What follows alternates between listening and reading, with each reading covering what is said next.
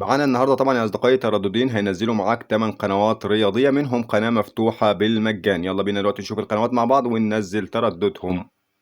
اول حاجه طبعا بنضغط على زر المنيو، بتفتح معانا القائمه الواضحه قدامنا دلوقتي. بنختار يا جماعه زر التركيب، بعد كده اعدادات الهوائي. هنا بتفتح معانا قائمه الاقمار، وهنختار القمر يا جماعه اللي واضح قدامنا دلوقتي، اللي محدش طبعا بيحبه مع ان ناس كتير جدا مركبه.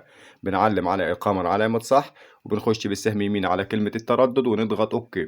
هنا بتفتح معانا صفحه الترددات، بندوس اضافه باللون الاخضر ونكتب مع بعض التردد. اول واحد طبعا يا اصدقائي اللي هو 10 80 2.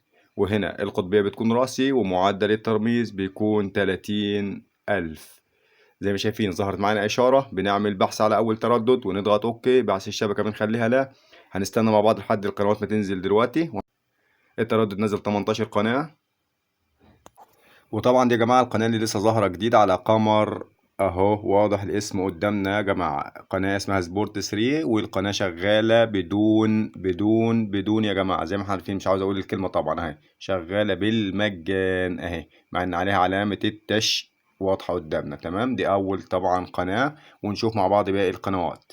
رجعنا طبعا دلوقتي يا جماعه للقائمه ولنفس القمر علشان نشوف التردد الجديد دلوقتي اللي نزل على القمر. هينزل معاك 6 قنوات او 7 قنوات يا جماعه. بندوس اضافه باللون الاخضر ونكتب مع بعض التردد 11 2 60. والقطبيه بتكون راسي او عمودي او حرف الفي. وهنا الترميز بيكون 30,000. هنلاقي الاشاره ظهرت معانا على طول يا جماعه، سهله جدا والاشاره عاليه. ونكتب بحث التردد او ندوس على بحث التردد ونضغط اوكي. بحث الشبكه بنخليها لا، ونضغط اوكي. هنلاقي القنوات هتنزل دلوقتي زي ما شايفين يا اصدقائي. والتردد هينزل معانا 18 قناة. وزي ما شايفين طبعا ده أصدقائي، دي القنوات اللي نزلت على التردد ال 11 62 عمودي 30,000. عندنا قناة اسمها 5 لايف، سبورت 1، 5 سبورت. وننزل لباقي القنوات طبعا، ننزل لتحت كده قناة 1 وسبورت 3 3 اهي. تمام، نفس التردد يا جماعة. وننزل اهم، ادي القنوات طبعا اهي. طبعا القنوات مش مفتوحين حاليا دلوقتي يا جماعه، زي ما احنا عارفين شغالين بسيس كام، ميجا كام، فان كام. ما علينا، المهم ان دول القنوات اللي نزلوا على التردد اللي واضح قدامنا دلوقتي.